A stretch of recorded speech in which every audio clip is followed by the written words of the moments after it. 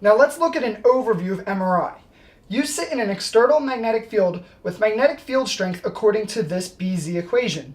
Notice that there's a gradient in the Z direction, so we have increasing field strength as we move in the positive Z direction.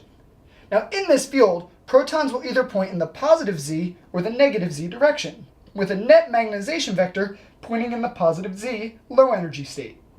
So we begin to apply pulses by sending magnetic fields into this object, or ourselves if I've drawn a person, and we can actually see that those magnetization vectors will start to misalign from the magnetic field. When that happens, they'll start to spin, and this is called precession. So how long do we apply the pulses? Well, that depends on the strength of the pulse itself. B1 is the strength of the pulse, and change in theta represents how far we want to precess that down. If we want to go to 90 degrees, we plug in a radian value of pi over 2 so that it'll precess until it's flat. If I want 180 degrees, I want to precess all the way until it flips over.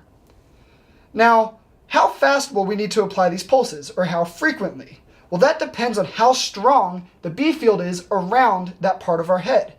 In this case, the Larmor frequency will tell us this, where BZ is the field strength, not the pulse of the magnetic field that we're inducing.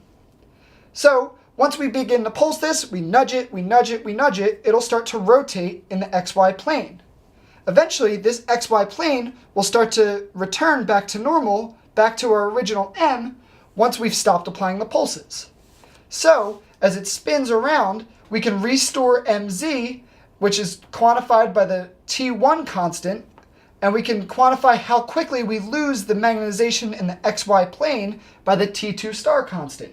So be sure to look through those formulas and understand how one represents relaxation and the other represents a kind of decay.